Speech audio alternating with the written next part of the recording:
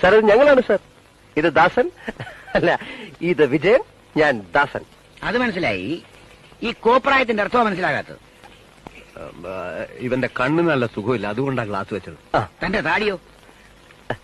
അതിന്നിവൻ shave ചെയ്തില്ല. ഒരു ദിവസം ഷേവ് ചെയ്യില്ലെങ്കിൽ ഇത്രയും താടി വളരുമോ? വളരും.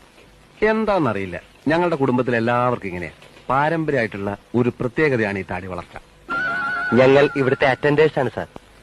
കഠിനമായ വയറുവേദന മൂലം ഇന്നലെ ഞങ്ങൾക്ക് ലീവ് ലെറ്റർ എഴുതാൻ സാധിച്ചില്ല. വയറുകൊണ്ടാണോ ലീവ് ലെറ്റർ എഴുതുന്നത്? അല്ല.